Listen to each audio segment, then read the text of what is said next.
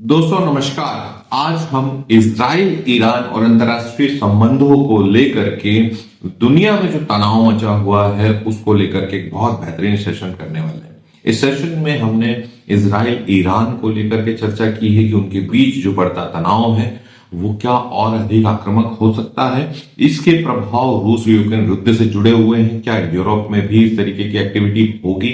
दुनिया के जो जियो पॉलिटिक एस्पेक्ट है इन पर एक विस्तार से चर्चा की है। जैसे यूरोप में टैंकर विमानों की तैनाती की बात हो, या इजराइल और ईरान के बीच संघर्ष हो, परमाणु को लेकर के डोनाल्ड ट्रंप की भूमिका, अमेरिका की भूमिका, नाटो की भूमिका, तृतीय विश्व युद्ध की आशंका जिसको लेकर अक्सर मेन स्ट्रीम मीडिया कहता है कि अब तृतीय विश्व युद्ध होने वाला है, उनका सायरन तुरंत बजने लगता है। उसकी संभावना आने वाले कितने वर्षों में दिखाई देती है, प्रमुख रिपोर्ट्स उस पर क्या कहती हैं, और अंतर्राष्ट्रीय संबंधों को लेकर भारत की स्थिति इन सब विषयों पर कैसी है, भारत कहां खड़ा है और इसके प्रभाव भारत पर कैसे होंगे, तृतीय विश्व युद्ध की आशंका क्या है, इन सारे विषयों को लेकर मैंने आज एक विस्तारवार चर्चा रखी है। इस चर्चा में आज के हमारे अतिथि आदित्य नारायण जी हैं। आदित्य नारायण जी जियोपॉलिटिक्स विषय पर बहुत बेहतरीन समझ रखते हैं। उनके साथ पूर्व में भी हमने अंतर्राष्ट्रीय मसलों पर चर्चा की है। तो इस विषय पर चर्चा के लिए मुझे सबसे उपयुक्त व्यक्ति जो आपको एक एक पॉइंट पर व्यवहारिक आंसर प्रोवाइड करेंगे, आदित्य नारायण जी। चर्चा को आगे बढ़ाते हुए चलते हैं आदित्य नारायण जी के पास। आदित्य जी, कार्यक्रम में बहुत बहुत स्वागत है आपका। और अंतर्राष्ट्रीय मुद्दों पर हम पुनः चर्चा कर रहे हैं और ये बहुत ही एक संवेदनशील मुद्दा है दुनिया के लिए भी। ईरान और इजराइल के बीच का जो तनाव है, जैसा कि हम सभी जानते हैं कि इजराइल के बैक सपोर्ट में जो ताकत है वो अमेरिका की है, और इजराइल और अमेरिका क्या मिलकर आने वाले कुछ समय में ईरान पर हमला बोल सकते हैं। क्या स्थिति और विकट हो सकती है, इसे आप कैसे देखते हैं? देखिए अर्जुन जी, धन्यवाद आपका कार्यक्रम में बुलाने के लिए। पहली बात तो यह है कि अमेरिका जो है वो इसराइल को जाहिरा तौर पर ईरान को जाहिरा तौर पर अपने लिए अस्तित्वगत खतरा मान रहा है, क्योंकि परमाणु संपन्न वो नहीं होने देना चाह रहा है। ये बात तो जग जाहिर है, पिछली जंग में भी हमने देखी है।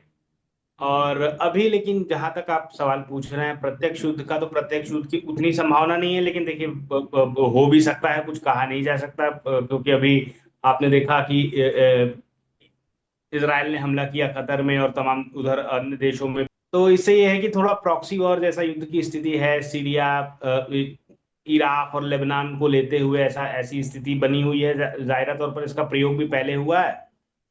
और अभी रूस के समर्थन से ईरान के पास S-400 भी आया है, ड्रोन की कुछ मिसाइलें आई है। तो इस तरह से जो इस मामला है, थोड़ा उनको और अभी समस्या परक लग रही हैं चीजें। तो संभव है कि कुछ प्रॉक्सी वॉर या छोटी मोटी जंग, अटैक या इस तरह की चीजें ईरान पर दोबारा हों। हालांकि अयतुल्ला खान ने बिल्कुल साफ कहा है कि हमारी उंगली ट्रिगर पर है। तो जाहिर तौर पर हो सकता है कि ये हमला हो।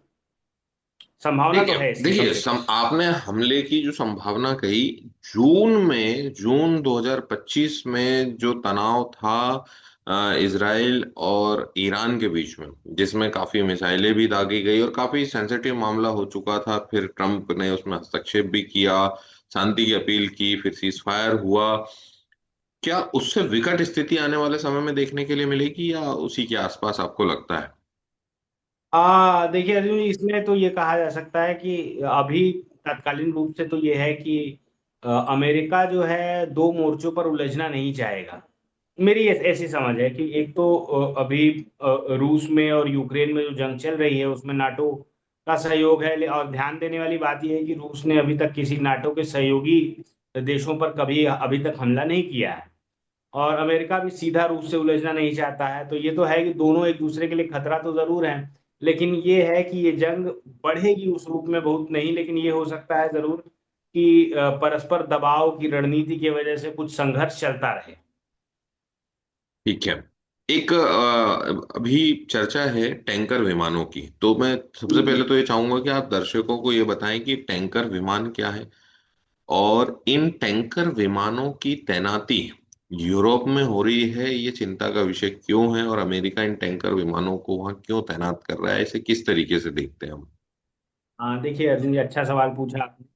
आप अंतर्राष्ट्रीय खबरों पर अच्छी नजर रखने लगे हैं। टैंकर विमान वो ऐसे होते हैं जैसे कि एक वो कई विमानों को ले जाते हैं, और उनमें लंबी दूरी तक मार करने वाले क्षमताओं के फाइटर जेट्स होते हैं। तो पोर्टेबल होते हैं, उसको ले जाके एक जगह रखते हैं और फिर उसके बाद से वो वहां से हमला करते हैं। तो बीते दिनों यूरोप के कई देशों में अमेरिका ने ऐसे टैंकर विमान भेजे हैं। उसमें जहां तक मैं याद कर पा रहा हूँ, KC-135 और KC-46, KC-10 और इस तरह के विमान हैं उसमें। और यूरोप में खासकर इसकी खूब तैनाती हो रही है। अच्छा, एक समझने की बात है कि इसमें संघर्ष तो ईरान और इसराइल का है, लेकिन ये तैनाती जो है यूरोप में हो रही है। तो कहीं ना कहीं ये डर रहता है या इस बात की आशंका लगती है कि रूस को घेरने की तैयारी कहीं ना कहीं चल रही है। शायद दबाव बनाने की तैयारी चल रही हो। क्योंकि अभी अभी रूस ने जब हमला हुआ, तो अभी तक जैसा मैंने कहा कि नाटो के किसी देश पे हमला नहीं किया, लेकिन पोलैंड के आसपास कुछ हमले हुए हैं। वो एकदम पोलैंड में तो नहीं कहा जाएगा। तो कुछ ऐसे हमले रूस ने किए हैं, जो तो इसकी आशंका जरूर है कि कहीं ना कहीं हो सकता है अमेरिका के दिमाग में ये बात हो। और नाटो जो है एक लंबे युद्ध की तैयारी मुझे लग रहा है कर रहा है, ऐसा कुछ ऐसी संभावना नजर आ रही है। और एक एक और बात यह है कि बहुत संभव है कि अमेरिका शायद चाहता ही नहीं है कि वो यूक्रेन के युद्ध को फ्रीज करे। वो शायद रोकना ही नहीं चाह रहा है। जी।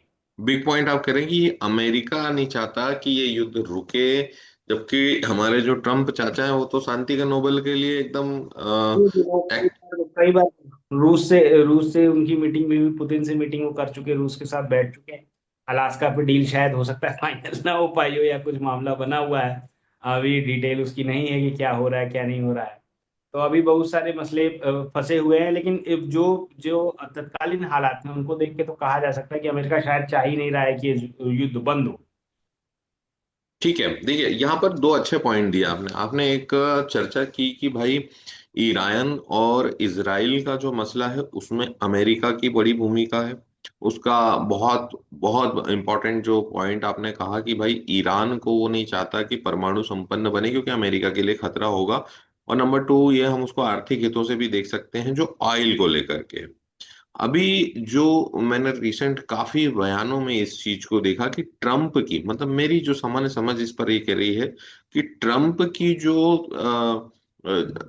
इस तरीके की शैली है, खासतौर से ईरान को लेकर और रूस को लेकर, जिसमें उन्होंने भारत जैसे देशों को भी टारगेट किया कि आप रूस से तेल ना खरीदें, ईरान से तेल ना खरीदें, ईरान में आप इस तरीके के जो भी उनको आर्थिक मदद ना करें कुल मिलाकर। तो रूस को अगर आप तेल खरीद रहे हैं मतलब आप यूक्रेन वॉर को फंड कर रहे हैं। ईरान के केस में भी वही है, मिडिल ईस्ट में उनने ईरान को पकड़ रखा है और उधर यूरोप की जैसे आपने बात किया। तो मैं दोनों को साइमल्टेनियसली जोड़कर, मैं अपने अंतिम सवाल की तरफ बढ़ूंगा बाद में, लेकिन दोनों को मैं साइमल्टेनियसली जोड़ रहा हूं और इसी प्रश्न को जोड़कर मैं ले जाना चाहता हूं। रूस और यूक्रेन का ये जो वॉर है, क्या ये यूरोप तक फैल सकता है? क्या ये यूरोप तक फैल सकता है? और अमेरिका की भूमिका इसमें, या नाटो की भूमिका, अमेरिका कहना ज्यादा उचित होगा। जिस प्रकार आपने कहा कि ईरान और इसराइल के केस में अमेरिका प्रत्यक्ष उलझना नहीं चाहता, वो छोटी मोटी चीजों में भी जंगों में करेगा, यूक्रेन को वो उलझाए रखना चाहता है, क्या अमेरिका उसी प्रकार की रणनीति की स्ट्रेटेजी यूरोप में अपनाएगा या कुछ और पैटर्न है?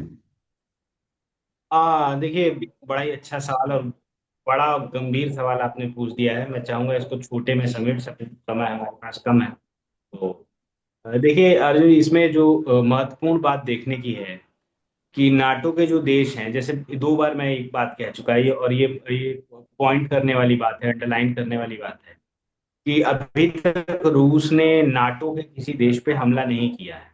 जो हमले हुए हैं वो पोलैंड के पास सीमा पे हुए हैं, और रोमानिया में भी हुआ है। हाँ, रोमानिया में भी हमले हुए हैं। तो कई बार इस तरह के, लेकिन डायरेक्ट हमला अभी नहीं हुआ है। ड्रोन से कुछ हमले आसपास के इलाकों में हुए हैं।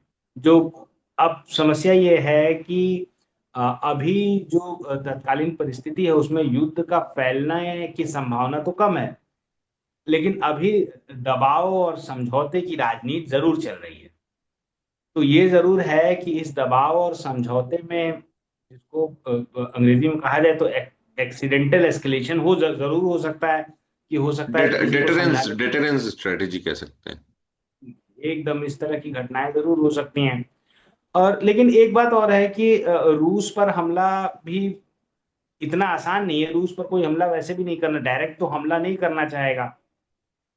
आंशिक रूप से नेटो भी हमला अभी अभी अभी नेटो ने भी ऐसा कोई प्रयास नहीं किया है कि रूस पर कोई हमला करे। यूक्रेन से ही जो जंग चल रही है। तो ये है कि अभी संभावना है, तो उस तरह से हो सकता है बातचीत से बात बन जाए।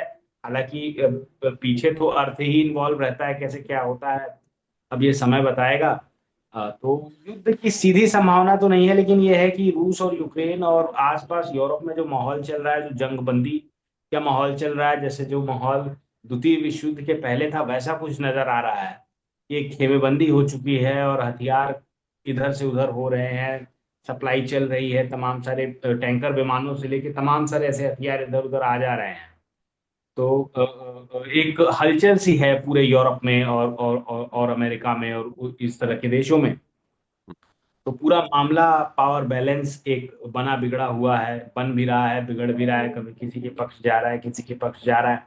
तो ये है कि एक एक लंबी प्रक्रिया ये चल रही है। अब देखते हैं इसका परिणाम क्या अच्छा, होता है। मतलब हम कुल मिलाकर आप कहना चाह रहे हैं कि हम प्रोसेस में हैं, अभी इसके परिणाम कुछ भी हो सकते हैं। जी ठीक है। जी, इस कुछ भी हो इसी सकता है। इसी बीच एक प्रश्न मेरे दिमाग में आ रहा है कि मिडिल ईस्ट में तनाव चल रहा है। इसराइल हो, हूती हो, हमास हो, छोटे अभी लेवल अभी पर हो। अभी जी जी, बोलिए जी, बोलिए। अभी गाजा पर देखिए, ट्रम्प ने खूब बयानबाजी की है, लेकिन उसका भी कुछ असर निकला नहीं, क्योंकि वो चाहते भी नहीं है कि वो गाजा को सॉल्व करें। बहुत हद तक उनको फायदा है, वो वेस्ट बैंक ले लेंगे और उसको बांट लेंगे आपस में, जैसे फ्रांस ने बांट लिया था बाद वो क्रूसेड के बाद। और तमाम सारे अभी आप द्वितीय विश्व युद्ध में देखिए, इंग्लैंड को के वो हाथ लग गया था। तो हो सकता है बड़ी शक्तियों का प्रयास हो कि उस इलाके को वो आपस में बांट ले और आगे बढ़े। उस मसले को भी वो सॉल्व नहीं करना चाहते हैं। ईमानदारी की बात तो यही है। तो ये है कि वो जंग बनाए रखना चाह रहा है। आप सवाल कुछ पूछ रहे ठीक है, तो प्रश्न ये है कि मध्य एशिया में तनाव है, हैं। यूरोप जी में तनाव हो रहा है, रूस और यूक्रेन के बीच में। ठीक है। तो जैसा मैंने कहा कि मध्य एशिया में तनाव है, रूस यूक्रेन के बीच युद्ध हो रहा है, यूरोप में ये स्थिति बनी हुई है। दक्षिण एशिया में अगर हम देखें तो भारत पाकिस्तान में तनाव लगातार बना हुआ है, सॉल्व नहीं हुआ। इसका एक कारण बड़ी शक्तियां भी हैं, रूस और अमेरिका जैसी। दुनिया में जो ये तीन चार जगह विशेष तनाव चल रहा है, हम उत्तर कोरिया दक्षिण कोरिया को भी उसमें गिन सकते हैं। तो कुल मिलाकर जैसा अभी यूरोप की कुछ एजेंसियों की रिपोर्ट्स में देख रहा था, उसमें एक चर्चा हुई कि क्या तीसरा विश्व युद्ध हो सकता है। तो उसने एक बहुत अच्छा रीजन बताया कि भाई पहला विश्व युद्ध इसीलिए हुआ कि पहले के जो कुछ प्रासंगिक संगठन है वो फेल हुए, उसके बाद जो है राष्ट्रसंघ की स्थापना हुई, और राष्ट्रसंघ फेल हुआ तो सेकेंड वर्ल्ड वॉर हुआ। सेकेंड वर्ल्ड वॉर के बाद में यूनाइटेड नेशन की स्थापना हुई। तो इससे एक चीज तो समझ में आ गई कि कोई बड़ा ऑर्गेनाइजेशन जब अपने लेवल पर संगठनात्मक रूप में फेल होता है और अस्थिरता बनती है, तो दीर्घ काल में प्रोसेस थर्ड वर्ल्ड वॉर जैसी स्थिति बनने लगती है। वो यूरोपियन एजेंसियों की रिपोर्ट भी ये कहती है कि 40% आशंका यह है कि अगले 10 वर्षों में तीसरा विश्व युद्ध होने की प्रबल संभावना देखी जा सकती है। हाल में तत्काल तो वो नहीं कह रहे हैं, वो कह रहे हैं कि अगले 10 वर्षों में। तो मेरा अंतिम प्रश्न ये है आपसे कि ये थर्ड वर्ल्ड वॉर जो अक्सर मेन स्ट्रीम मीडिया भी इसकी बात करता है कि तीसरा विश्व युद्ध, जब भी कहीं भी कोई भी दुनिया में दो शक्तिशाली देशों के बीच में तनाव होता है और क्या तीसरा विश्व युद्ध मुहाने पर है। तो 10 वर्ष की एक प्रक्रिया की बात ये एजेंसियां कह रही हैं। नंबर टू, कि भारत इसमें अपनी स्थिति को, क्या भारत कोई प्लेयर है जियो पॉलिटिक्स में, एक इंपॉर्टेंट प्लेयर है नहीं है, किस तरीके से वो अपनी पहचान रखता है इन सब मुद्दों में। और थर्ड वर्ल्ड वॉर, इन सबको कनेक्ट करते हुए एक फाइनल कंक्लूजन मैं आपसे चाहता हूँ। हाँ, देखिए अर्जुन, इसमें दो सवाल आपने पूछ दिया। एक एक तो भारत की स्थिति और तीसरा विश्व। तो मैं पहले भारत की स्थिति पर थोड़ा प्रकाश डाल देता हूँ। देखिए, भारत वैसे तो कोई प्लेयर नहीं है, ईमानदारी की बात तो ये है। उस अगर उस लेवल पर कोई युद्ध जाता है तो ये है कि भारत को एक पक्ष में खड़ा जरूर होना पड़ेगा, चाहे इधर या उधर।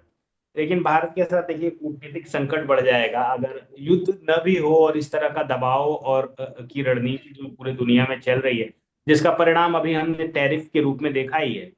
तो वो दबाव का ही नतीजा है, उसी दबाव का नतीजा है।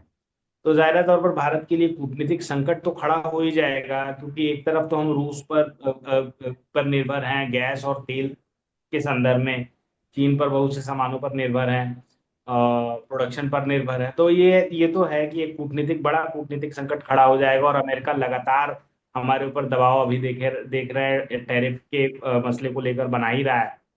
तो यह है कि इस तरह का संकट भारत के लिए जटिल हो सकता है। फिर इंडो पैसिफिक क्षेत्र में जो असंतुलन बन सकता है, तो बहुत सारी चीजें हैं।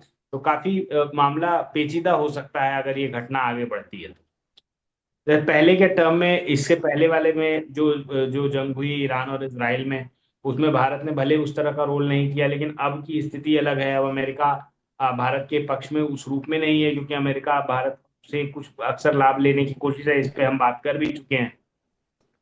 तो ये जरूर जरूर बात है कि अब वो स्थिति नहीं है भारत की, और भारत का खेल बदल चुका है। तो जाहिर तौर पर कूटनीतिक स्तर पर एक बड़ा संकट भारत के लिए खड़ा हो जाएगा अगर ऐसा कुछ युद्ध होता है। दूसरा सवाल जो आप विश्व युद्ध के संदर्भ में पूछ रहे हैं, तो आपने सही कहा कि हमेशा जब कुछ होता है तो खासकर मेन स्ट्रीम मीडिया में तो ये चर्चा छिड़ जाती है कि विश्व युद्ध होने वाला है, और वो अपने स्टूडियो में बमबारी शुरू कर देते हैं, टैंकर लगा के, बम लगा के। सायरन मेन बजता है। स्ट्रीम, जी, सायरन बजा के मेन स्ट्रीम मीडिया पे तो कोई ऐसी टिप्पणी करना बेकार है। लेकिन मैं ये समझता हूँ कि अभी तत्कालीन रूप से तो ऐसी कोई संभावना नहीं है, लेकिन जाहिर तौर पर जैसा आप कह रहे हैं, एक लंबे समय में दीर्घकालीन योजना ये हो सकती है। योजना क्या हो सकती है, ऐसी परिस्थितियां बन सकती हैं कि जाहिर तौर पर इस तरह के युद्ध की संभावना तो है ही, इसको नकारा नहीं जा सकता है। क्योंकि जो पूंजी का पहिया है, अर्थव्यवस्था का पहिया है, वो कहीं ना कहीं फंस गया है, और उस पहिए को निकालने के लिए एक जंग की जरूरत दुनिया में नजर आ रही है।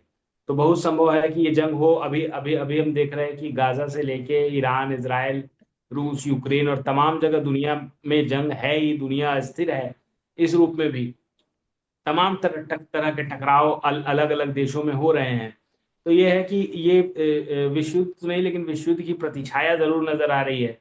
तो ये संभव है कि एक लंबे समय के बाद या कुछ ऐसी परिस्थितियां बन जाए उसके बाद ऐसा खतरा तो जाहिर तौर पर मंडरा रहा है। ठीक है।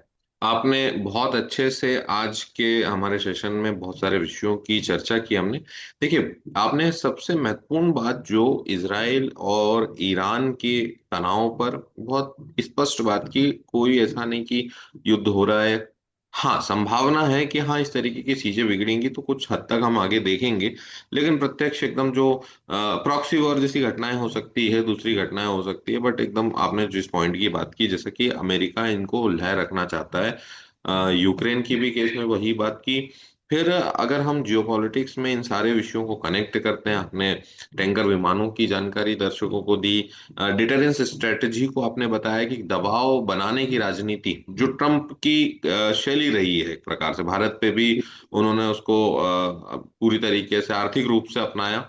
रणनीतिक रूप से अगर हम कहें नहीं कर सकते थे तो आर्थिक रूप से भारत को नुकसान पहुंचाने का प्रयास किया। तीसरे वर्ल्ड वॉर की पूरी जो संभावना है उस पर अपना प्रकाश डाला। साथ ही भारत की स्थिति, इन सब मसलों पर भारत कहाँ खड़ा है, उसको आपने दर्शकों को बहुत अच्छे से समझाया। आज के कार्यक्रम के लिए आपने हमें समय दिया। आपने इतने महत्वपूर्ण प्रश्नों पर बहुत ही व्यवहारिक उत्तर दिए और दर्शकों की जिज्ञासा को शांत किया। आपका बहुत बहुत धन्यवाद।